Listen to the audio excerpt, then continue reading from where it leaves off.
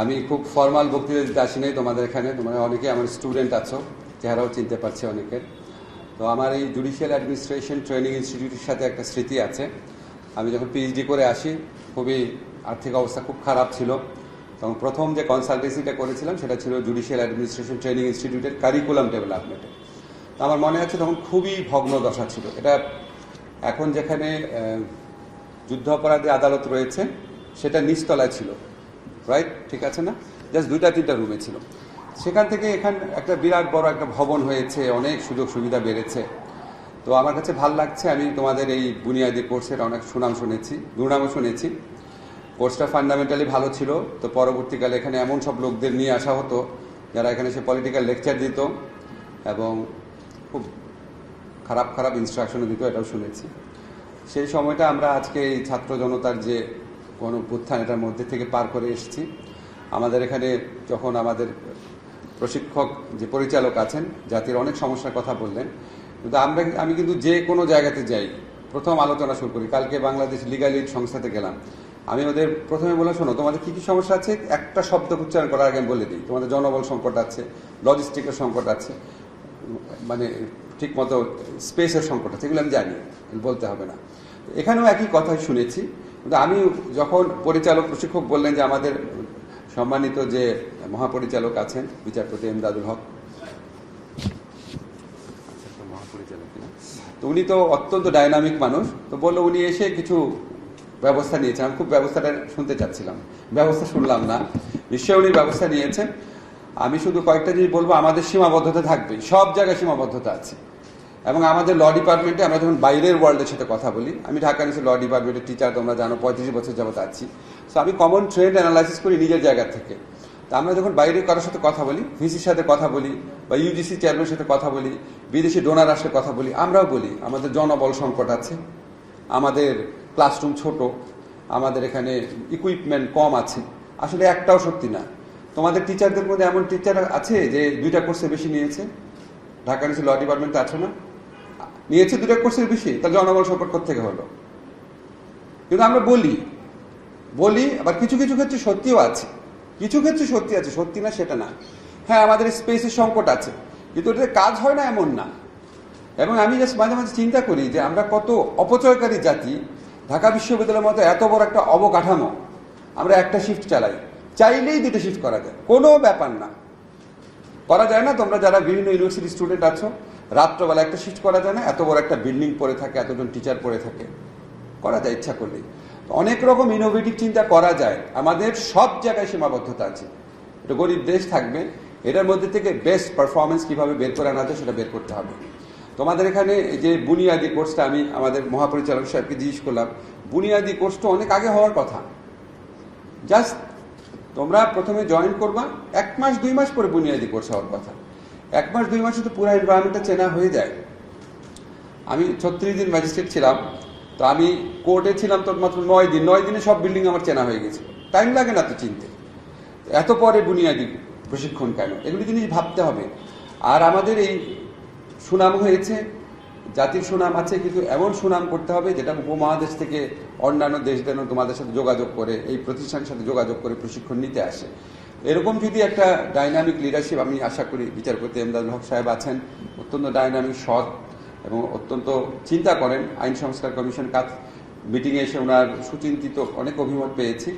আশা করি এখানে আরও ডাইনামিক কিছু পদক্ষেপ নেওয়া হবে। আর তোমাদেরকে কিছু কথা বলি। আমি একটা কথা সবসময় বলি, আমি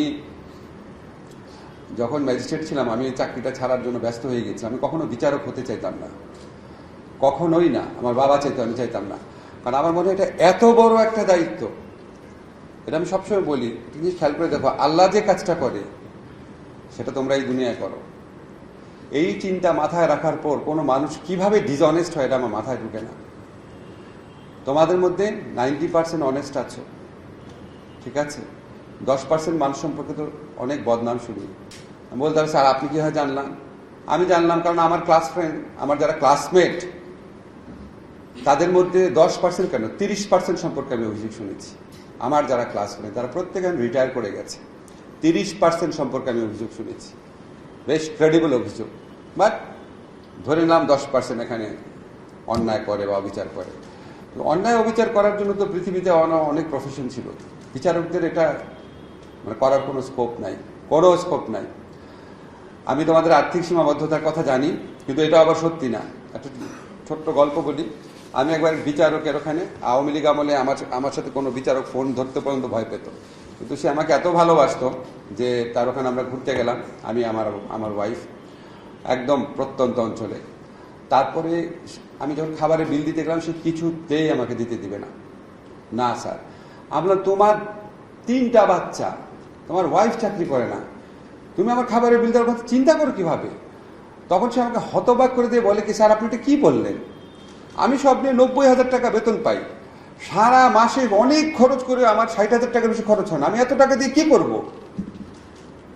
আশ্চর্য হয়ে গেলাম এই মানসিকতা দেখে। আমি তোমাদের একটা বড় বাড়ায় বলছি না, চাইলেই তোমরা যে বেতন পাও যথেষ্ট রিসেন্টলি চলা যায়। আর বড় লোকের জীবনে কোনো শেষ নাই, বুঝছো? যারা এই জন্য অন্যায় করে, ওরা ক্রমাগত অন্যায় করে। অন্যায় করে মনে করে 5 কোটি টাকা আর্ন করেছে, তো 5 কোটি যখন করেছি 10 কোটি করলে ইটস লাইক স্মোকিং। যে একটা খাবে সে 2টা খাবে, 3টা খাবে, 4টা খাবে, আনএন্ডিং। কোনোদিন বাবা, আমার সবচেয়ে বড় উপদেশ হচ্ছে, কোনোদিন আর্থিক দুর্নীতি করবা না, কোনো অবস্থাতেই না। আল্লাহ তোমার সংসার চালাবে, আল্লাহ তোমাকে সম্মান দিবে, কোনো সমস্যা হয় না, কিচ্ছু হয় না। সৎ থাকবা, মানুষের যে ভালোবাসা পাবা, প্রত্যেকটা মানুষ কি এই বাংলাদেশে এত অসততা হয়েছে যে সৎ তার সুনাম সব জায়গায় ছড়ায় পড়ে, দেখবা কি রেসপেক্টটা পাবা মানুষের কাছে, যেভাবে তোমার দিকে তাকাবে মন ভরে যাবে তোমার। এর চেয়ে বড় আর কিচ্ছু উপদেশ হতে পারে না। আর তোমরা সবচেয়ে মেধাবী স্টুডেন্ট, কম্পিটিটিভ এক্সামের মধ্যে দিয়ে আসছো, তোমাদের এফিসিয়েন্সি নিয়ে আমার বিন্দু মাত্র সন্দেহ নাই। অ্যাপ্লিকেশন নিয়ে আসে, ধরো অ্যাপ্লিকেশনটা খুব ইম্পর্টেন্ট, তুমি অনেক এফিসিয়েন্ট, কিন্তু এখানে তো ক্রমাগত একটা লার্নিংয়ের ব্যাপার থাকে। আমি এই মিনিস্ট্রির দায়িত্ব নেওয়ার পর আমি ল মিনিস্ট্রির প্রত্যেকটা অফিসারের কাছ থেকে শিখেছি, প্রত্যেকে আমার চেয়ে বেশি জানে। অনেস্টলি বলছি তোমাদের, থিওরিটিক্যাল জিনিস কিছু কিছু জিনিস আমি বেশি জানতে পারি। প্রায়োগিক আদালতের ব্যাপার আমি যখন ওদের সাথে বসি, বিভিন্ন সংস্কার ভাবনা নিয়ে, আমি যে কত কিছু শিখেছি ওদের থেকে। মানুষের শেখার কোনো শেষ নাই। আমি আমাদের সিনিয়র অ্যাসিস্ট্যান্ট সেক্রেটারির কাছ থেকে অনেক কিছু শিখি, সিনিয়র অ্যাসিস্ট্যান্ট সেক্রেটারি যারা আছে তাদের কাছ থেকে শিখি। তো তোমরা মনে করতে পারো আচ্ছা ঠিক আছে আমি বিচারক, কিন্তু তোমার বেঞ্চ অফিসার যে আছে, বেঞ্চের যে সহায়ক কর্মচারী আছে, দেখবো ও তোমার চেয়ে অনেক বেশি জানে অনেক কিছু, বিকজ ওর প্রায়োগিক অভিজ্ঞতা আছে। সমস্যা কি, ওকে ডেকে জেনে নাও, শিখে নাও। কোনোদিন শেখার তৃষ্ণা শেষ করবা না, কোনো দিন করবা না। এটা মনে রাখবা, এটা খুব ভালো করে মনে রাখতে হবে। আরেকটা জিনিস মনে রাখবা, তোমার কাছে যে অসহায় মানুষটা আছে, তুমি দেখলে বুঝতে পারবা সবচেয়ে অসহায় কারা। আমি যতটুকু ইসলাম ধর্ম জানি, এর চেয়ে বড় পুণ্য বোধহয় কিছু হতে পারে না একটা অসহায় মানুষ যখন তোমার কাছে প্রতিকার পেয়ে দোয়া করবে। এই জীবনে এর চেয়ে আমাদের তো অনেক বয়স হয়েছে, এখন বুঝি পৃথিবীতে সবচেয়ে মানুষের আরাধ্য বিষয় হচ্ছে মনের শান্তি। মনের শান্তি নিয়ে ঘুমাতে পারবা, মানুষের রেসপেক্ট পাবা। আল্লাহ তোমাকে এত বড় একটা জায়গায় বসিয়েছে, এত ইম্পর্টেন্ট জায়গায় বসিয়েছে। কত মানুষের তোমার সর্বশান্ত হয়ে যায় ভুল বিচারের জন্য, সারা জীবন জেলে থাকে, জীবন শেষ হয়ে যায়, ফ্যামিলি শেষ হয়ে যায়। তোমাদের প্রত্যেকে, তোমরা অনেকে হয়তো বিয়ে করেছো, বাচ্চা আছে, অনেকে আছে ছোট ছোট বাচ্চা রেখে সারা জীবন জেলে থাকে, ফকির হয়ে যায় একটা ফ্যামিলি। কত গুরুত্বপূর্ণ জায়গাতে বসেছে। আর তোমাদের সুযোগ সুবিধা, ধরো আমি আমার মতো করে চেষ্টা করি। তোমাদের যে গাড়ির ব্যাপারটা আছে, আমি অনেকবার ফোন করেছি, অনেক চেষ্টা করেছি, অনেক কিছু দেখেছি। তোমাদের কিছু কিছু চৌকি আদালত আছে, জঘন্য অবস্থা, এখানে কোনো আদালত বসতে পারার মতো অবস্থা না। সেটা আমরা প্রায়োরিটির মধ্যে রেখেছি। আরও ফান্ডামেন্টাল যদি কোনো কিছু থাকে সেগুলো আমরা দেখতে চেষ্টা করব, সর্বাত্মকভাবে চেষ্টা করব। যদি নাও করি চেষ্টা, সুবিধা পাওয়ার সাথে তোমার দায়িত্ববোধের কোনো সম্পর্ক নেই। তুমি তোমার দায়িত্ব পালন করবা, আমরা সবাই আমাদের দায়িত্ব পালন করব। আজকে তোমাদের আমরা কি কি সংস্কার করেছি, কি কি সংস্কার ভাবনা আছে, এগুলি কথা বলতে চেয়েছিলাম। শুধু সংক্ষেপে তোমাদের বলি, আমরা কয়েকদিন আগে সিপিসির একটা অ্যামেন্ডমেন্ট করেছি, তোমরা আমাদের চেয়ে ভালো জানো কেন করছি এটা। আমি এটা যদি লক্ষ্য করে দেখলাম, জাস্টিস এমদাদ হক সাহেব আছে, আমার খুব ইন্টারেস্টিং লাগে জিনিসটা। বাংলাদেশে কোনোদিন কোনো আইনমন্ত্রী বোধহয় আইনজীবী ছাড়া হয় নাই, আইনজীবী ছাড়া বোধহয় আইনমন্ত্রী হয় নাই। সমস্যাটা হয় কি, যখন আইনজীবী আইনমন্ত্রী হয় তখন উনি একটা ক্লাসের ইন্টারেস্ট দেখে। এটা আমি এই গত 7-8 মাস দায়িত্ব নিয়ে আমার কাছে মনে হয়েছে ওরা আইনজীবীদের ইন্টারেস্টটা বেশি দেখে। ঠিক আছে, তো আমার একটা সুযোগ হয়েছে, আমি তো আর আইনজীবীরা আমার উপর রাগ করলে আমার কিছু করার নাই। যেটা বিচার প্রার্থী মানুষের জন্য সুবিধা হয় সেভাবে আমরা সংস্কার করে যাচ্ছি। আরও অনেক এক্সাইটিং অনেক কিছু করব, এবং এই আইনগুলো যদি থেকে যায় আমার দৃঢ় বিশ্বাস, আমি এই যে আমাদের আইন সচিব আছেন, আইন মন্ত্রণালয়ের ঊর্ধ্বতন কর্মকর্তারা আছেন, ওনারা প্রত্যেকে অত্যন্ত উজ্জ্বল একটা একাডেমিক ব্যাকগ্রাউন্ড আছে, অনেক ভালো বিচারক হিসাবে সুনাম আছে। আমি তাদের কাছ থেকে তাদের সাথে কথা বলে কনফিডেন্সটা পাই যে এই সমস্ত সংস্কার কাজের কারণে আমরা বিচারকে দ্রুততর, লেস এক্সপেন্সিভ এবং কম ঝামেলাপূর্ণ করে যেতে পারবো। ঠিক আছে, বাট এই আইনগত সংস্কার বা নীতিগত সংস্কার এগুলো কোনো কিছুই মিন করে না যদি প্রায়োগিক ক্ষেত্রে তোমরা এটার অ্যাডভান্টেজ নিয়ে মানুষকে প্রতিকার না দাও। আমি একটা জিনিস শুধু বলে বক্তব্য শেষ করছি, আমার বিশ্বাস তোমরা যদি চাও, যত জালিম শাসকই হোক, যত খারাপ শাসকই হোক, খারাপ শাসক থাকলে কম প্রতিকার দিতে পারবা, ভালো শাসক থাকলে বেশি প্রতিকার দিতে পারবা। কিন্তু তোমরা যদি চাও তোমার প্রতিদিন তোমার 2-3টা ভালো কাজ করার স্কোপ তোমার বিচার অঙ্গনই তোমার মধ্যে থাকবে। এই আনন্দটাই তোমাদের জীবনের সবচেয়ে বড় প্রাপ্তি এবং প্রত্যাশা হোক, এই আশাবাদ ব্যক্ত করে আমি বক্তব্য শেষ করছি। ধন্যবাদ।